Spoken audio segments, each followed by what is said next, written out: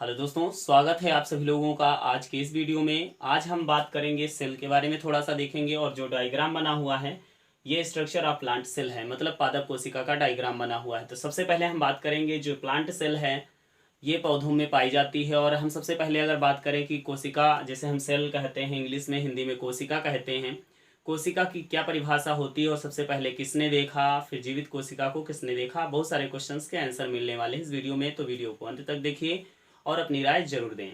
तो चलिए वीडियो को स्टार्ट करते हैं।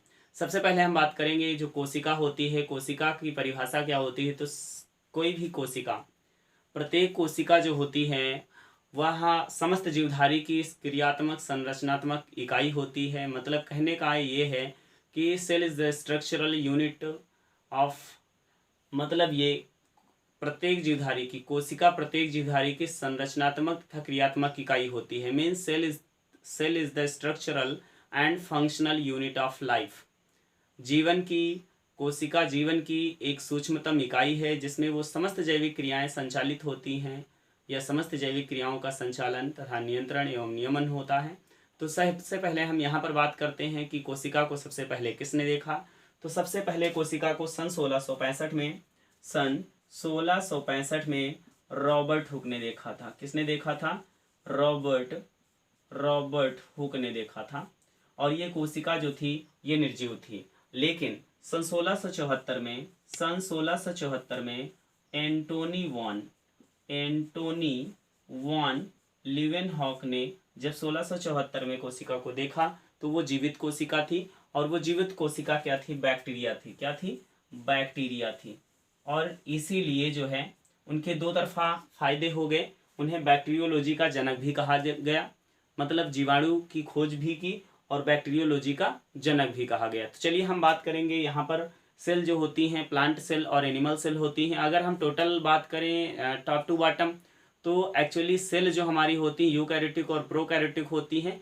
प्लांट सेल और एनिमल सेल ये हमारी जो होती हैं ये आपकी यूकैरियोटिक सेल के भाग हैं। तो सबसे पहले अगर हम बात करें, यहाँ पर आप देख सकते हैं, यहाँ पर आपको दिख रहा होगा, अगर हम बात करें सेल, ये क्या है? सेल है।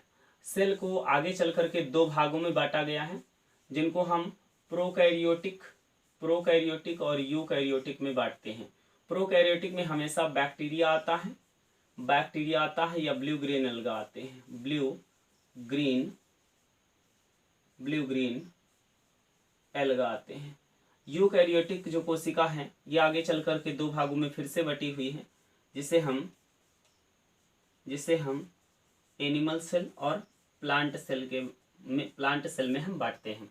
तो यहाँ पर जो डायग्राम बना हुआ है इसके पार्ट्स के जो नाम हैं वो प्लांट सेल हैं। तो चलिए वीडियो को स्टार्ट करते हैं और प्लांट सेल के बारे में हम लोग पढ़ते हैं।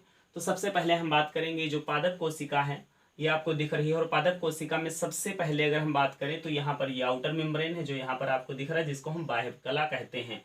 आउटर के बाद में ये मिडिल मेम्ब्रेन है, इसके बाद में यहाँ पर इसको हम सेल वॉल कहते हैं। और सेल वॉल जो होती है निर्जीव पदार्थ है, सेलुलोज की बनी होती है। सेलुलोज की उपस्थिति ही जो है पौधों का मुख्य लक्षण है।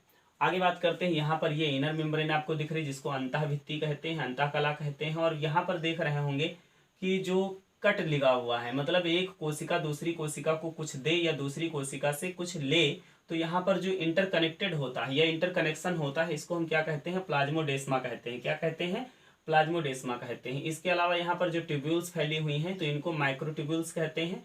और यहाँ पर आप देख रहे हैं, हमने कहा था सेल वॉल होती है जो सेलुलोज की बनी होती है, और सेलुलोज जो होती है निर्जीव होती है यहाँ पर, और सेलुलोज ही पौधों का मुख्य लक्षण है। उसके बाद में हम यहाँ पर बात करते हैं, ये वैक्यूल है। और वैक्यूल में आपको यहाँ पर दिख रहा होगा टोनोप्लास्ट है।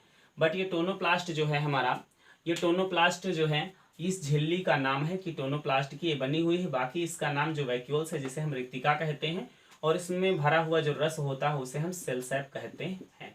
क्या कहते हैं? सेल सैप कहते हैं। उसके बाद में हम बात करेंगे कि अगला जो हमारा सेल आर्गन है। देखो कोशिका में जितने भी पाए जाने वाले आर्गन होते हैं उनको हम सेल आर्गन कहते हैं। तो अगला सेल आर्गन हमारा राइबोसोम है। देखिए राइबोसोम यहाँ पर भी है, और राइबोसोम यहाँ पर भी है, राइबोसोम यहाँ पर भी है, राइबोसोम यहाँ पर भी है।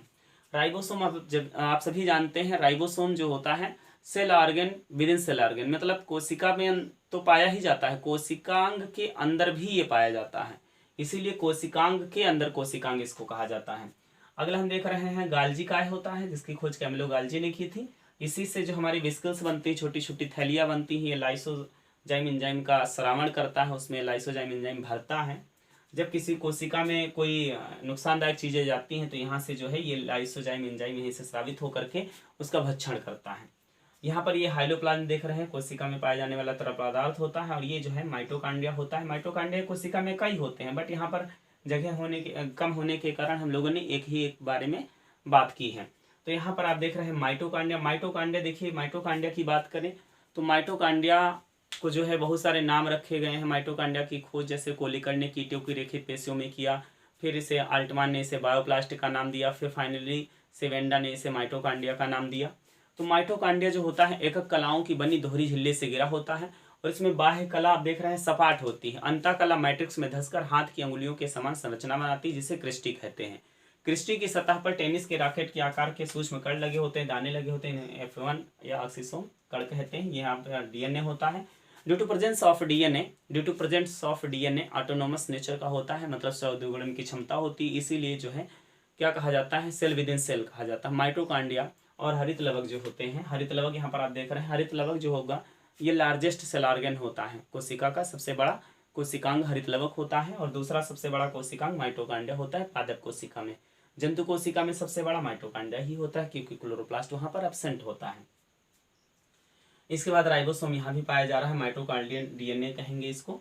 और इसके बाद में यहाँ पर हम देखेंगे ये यहाँ पर राइबोसोम है, और ये स्पेरोसोम्स हैं, और यहाँ पर न्यूक्लियर मेम्ब्रेन है। न्यूक्लियर मेम्ब्रेन का मतलब होता है ये केंद्रक कला है, और केंद्रक कला जो होती है बीच बीच में कटी होती है, इसको हम केंद्रक छिद्र कहते हैं। क्या कहते हैं? केंद्रक छिद्र कहते हैं, इंग्लिश में न्यूक्लियर पोर कहते हैं। यहाँ पर भी राइबोसोम है। तो यहाँ पर हम बात करेंगे, देखिए अगला एरो जो है यहाँ पर आ रहा है और लिखा हुआ है न्यूक्लियोप्लाज्म। न्यूक्लियोप्लाज्म का मतलब होता है केंद्रक द्रव्य। न्यूक्लियोप्लाज्म का मतलब होता है केंद्रक द्रव्य। अगला एरो यहाँ पर देख रहे हैं लिखा हुआ है एंडोप्लाज्मिक रेटिकुलम। एंडोप्लाज्मिक रेटिकुलम को हम अंतः प्रद्रवी जालिका कहते हैं। ये दो प्रकार की होती हैं, जिसका आविष्कार के आर पोर्टर ने 1945 में किया था, और ये दो प्रकार के होते हैं। किस आधार पर? वैसे तो इसके 3-4 प्रकार बांटे गए हैं, लेकिन हम लोग यहाँ पर सपाट और रफ एंडोप्लाज्मिक रेटिकुलम की बात करते हैं। इसके अलावा संक्रामी भी होता है। तो यहाँ पर कुछ में राइबोसोम प्रेजेंट नहीं है तो ये स्मूथ एंडोप्लाज्मिक रेटिकुलम है, और कुछ में राइबोसोम प्रेजेंट है तो इसको रफ एंडोप्लाज्मिक रेटिकुलम कहते हैं। केंद्रक में देखिए केंद्रिका भी मौजूद है, और इसलिए इसको हम क्या कहेंगे? न्यूक्लियोलस कहेंगे, जिसकी खोज फोंटाना नामक वैज्ञानिक ने की थी। यहाँ पर आप गुणसूत्र देख रहे होंगे, इसको हम यूक्रोमेटिन, हेट्रोक्रोमेटिन, क्रोमोसोम और जेनेटिक मटेरियल, न्यूक्लिक एसिड इत्यादि नामों से जानते हैं। इसके बाद में यहाँ पर हमने कहा था जो छिद्र होता है इसको न्यूक्लियर पोर कहते हैं, न्यूक्लियर अपर्चर कहते हैं, और ये रहा ये पूरा संरचना जिसको हम न्यूक्लियस कहते हैं। इसके अलावा यहाँ पर ये माइटोकांड्रिया दिख रहा है, और ये यहाँ पर साइटोप्लाज्म यानी कि कोशिका द्रव्य दिख रहा है। इस प्रकार से हमने पादप कोशिका के सभी सेल ऑर्गन के बारे में पढ़ लिया। माइटोकांड्रिया की बात करते हैं तो माइटोकांड्रिया हमारा जो होता है, माइटोकांड्रिया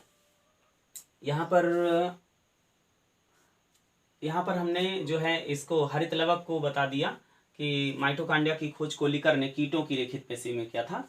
यहाँ पर हमने हरित लवक, यहाँ पर आप देख रहे हैं, हाँ ये माइटोकांड्रिया के बारे में हमने बताया है, ये आपका हरित लवक है। माइटोकांड्रिया के बारे में हमने बताया था। माइटोकांड्रिया जो होता है इसकी खोज कीटों की पेशियों में कोलिकर नामक वैज्ञानिक ने करा था, सिवेंडा ने इसका नाम रखा था, इत्यादि चीज़ें हमने माइटोकांड्रिया के बारे में ही बताई है। अब यहाँ पर हमने क्लोरोप्लास्ट के बारे में, यहाँ पर आप देख लीजिए नाम थोड़ा सा दिक्कत हो गया है। यहाँ पर क्लोरोप्लास्ट होना चाहिए, क्या होना चाहिए? क्लोरोप्लास्ट होना चाहिए, क्लोरोप्लास्ट होना चाहिए यहाँ पर। तो आप देख रहे हैं यहाँ पर क्या होना चाहिए? क्लोरोप्लास्ट।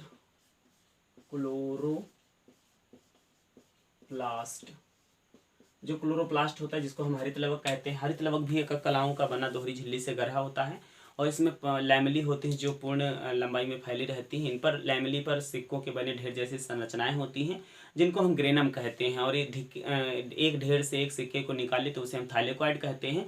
और एक थाइलेकॉइड में क्या होता है, लगभग 8 से 10 क्वांटासोम होते हैं, और एक क्वांटासोम में 230 पर्णहरिम होते हैं। तो ये जिसमें भी पाया जाएगा, क्लोरोफिल पाया जाएगा, क्लोरोप्लास्ट पाया जाएगा, तो वो दिखने में हरा होगा और प्रकाश संश्लेषण की क्रिया को करेगा। तो इस प्रकार से हमने प्लांट सेल के बारे में पढ़ लिया, प्लांट सेल के सेल ऑर्गन के बारे में पढ़ लिया।